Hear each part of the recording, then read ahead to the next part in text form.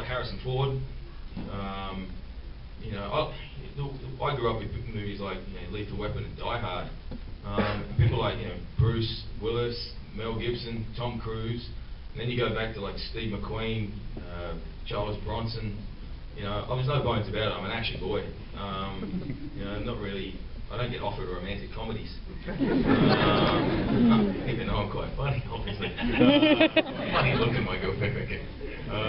But it's, you know, they're the type of guys that I grew up watching. Guys that aren't afraid of like movies like this that entertain, or a genre movies. You know, like Indiana Jones, Raiders of the Lost Ark, great movies. They come out nowadays, and you put them against some of these awards movies. There's a different kind of feeling about them.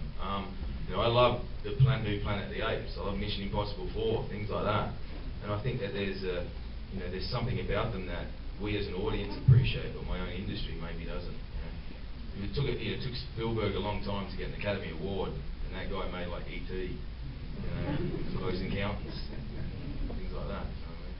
It's nice to hear someone just flat out embrace entertaining films. Like you're not as worried about the movies I'd pay my money to go see. Yeah, And popcorn. yeah. All right, who's got the mic? Where we are? Oh, you got it? Yep. Just curious, with the Australian accent, how many like takes have you ever had where you catch yourself talking actually with your accent and going back to an English accent? Mate, I'm the most highly criticised fucking actor there is about my accent. I'll admit my accent's not the best. Alright? I admit it. I try my damn best. You know, I'll be fair up. There's moments in that movie where I sound Australian. It comes to a point where in the end it's in the hands of the sound guys and the directors and the producers to kind of pick the takes that they think sound American. We do hundreds of takes, and I do hundreds of stuff in the sound booth, and I try my best, mate. That's my job. An accent is like a costume. The more comfortable you are with the costume, the more you can create the character. I've always admitted I'm an infant in this industry so far, and I've got a lot to learn. One of them is accents. I'm not going to say I'm ever the best actor in the world, because I'm still learning.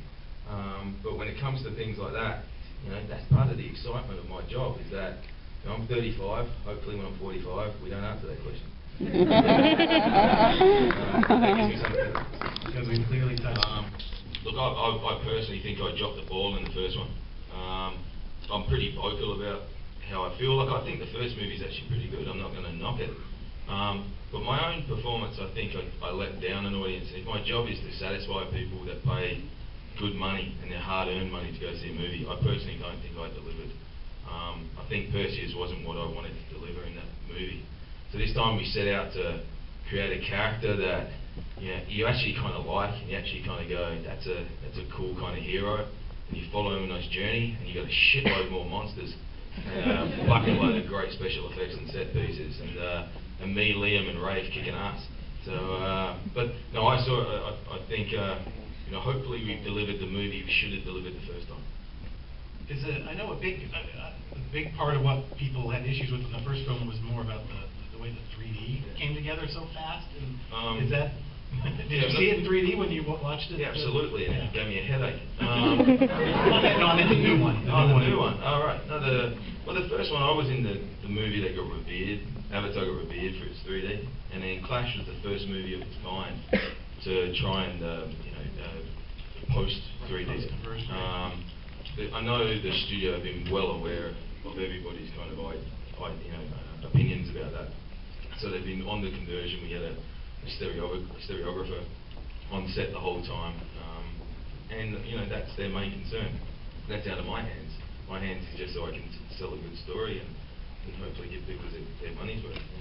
Was it more freeing on Wrath that you didn't have to follow the template of like the original film? The last one was a remake. This is a new story. Yeah, in the first one you're kind of beholden to a story, right. and you did want to, you know, it's very hard because you're stepping on people's love of the first film. With Wrath we had carte blanche to do what we wanted. We never looked at it as a history lesson. We took the best creatures that we knew in Greek mythology and put them all in the mix. have come up with what we want to be our own set of stories that hopefully, if it's embraced, we can continue on with the journey of Perseus, his son and his dad, and all these other creatures. You've got to be careful with any kind of blockbuster that you're not setting out to make it for yourself. And I think that was some of the problems we may have faced. This one, we're just there to entertain. We got time for a couple more.